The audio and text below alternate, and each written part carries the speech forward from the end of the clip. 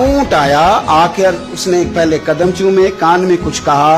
हुजूर ने फरमाया तू फिक्र न कर, अगर तू सच्चा है तो जैसे तू कहता है वैसे हो जाएगा, और अगर तू झूठा है तो फिर तुझे तेरे झूठ की सजा भी मिलेगी। थोड़ी देर गुजरी तो हजरत तमीम दारी रज़ी अल्लाह तआला अन्हु फरमाते हैं कुछ लोग दौड़े दौड़े आए, अर्ज करने लगे हुजूर ये हमारा ऊंट भाग आया है और 3 दिन से भागा है, मिल नहीं रहा। हुजूर फरमाने लगे ये तो तुम्हारी शिकायत कर रहा है, ये तो कह रहा है या रसूल अल्लाह मैंने गर्मी सर्दी में इनकी खिदमत की और जब मैं बूढ़ा हो गया तो इन्होंने मुझे अफजाइश नस्ल के लिए रख लिया, मेरी नस्ल से इनके कितने ऊंट पैदा हुए, अब मैं बूढ़ा हो गया हूं तो मुझे काट के ज़िबा करके खाना चाहते हैं।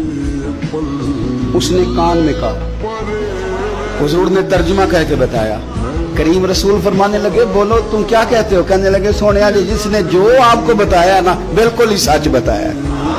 अबू दाऊद शरीफ की हदीस अर्ज कर रहा हूं, हुजूर बिल्कुल ऐसे ही है, गर्मी सर्दी में इसने काम किया, फिर हमने इससे बड़े अफजाइश नस्ल का काम लिया, हुजूर ज़िबा करना चाहते हैं। तो नबी पाक फरमाने लगे इतनी जो खिदमत करे उसका सिला फिर छुरी है, तो तुम अच्छा सिला दे रहे हो। कहने लगे हुजूर हम कुछ नहीं कहते, ज़िबा भी नहीं करते, आप इसको दे दें। हुजूर फरमाने लगे अब नहीं मैं तुम पे एतमाद करता, इस तरह करो मेरे हाथ बेच दो। 100 दिनार का मेरे नबी पाक ने ऊंट खरीद लिया। हुजूर ने ना ऊंट को थपकी दी, फरमाया जा तू आजाद है। ऊंट ने ना पता नहीं क्या बातें की, एक बात की तो हुजूर ने फरमाया आमीन, दूसरी की तो कहा आमीन, तीसरी की दुआ की तो कहा आमीन, चौथी बात ऊंट ने की तो नबी पाक रो पड़े। ऊंट चला गया। सहाबा कहते हैं अर्ज की या रसूलल्लाह ऊंट ने क्या कहा है? तो हुजूर फरमाने लगे उसने पहली दफा ये कहा है कि या रसूलल्लाह अल्लाह आपको मेरी तरफ से, इस्लाम की तरफ के और कुरान की तरफ से बेहतरीन सिला अता करे। तो मैंने कहा आमीन, और फिर उसने कहा दूसरी दुआ दी, ए अल्लाह के प्यारे रसूल सल्लल्लाहु अलैहि वसल्लम जिस तरह आपने आज मेरा खौफ दूर किया है, मैं दुआ करता हूँ अल्लाह आपकी उम्मत से कयामत का खौफ दूर करे। और मैंने कहा आमीन। तो नबी पाक सल्लल्लाहु ताला अलैहि वसल्लम फरमाते हैं फिर उसने तीसरी दुआ की, अर्ज की या रसूल अल्लाह सल्लल्लाहु ताला अलैहि वसल्लम जिस तरह आज आपने मेरा खून बचाया है, सुनिया मेरी दुआ है रब तेरी उम्मत का खून महफूज करे। तो मैंने कहा आमीन।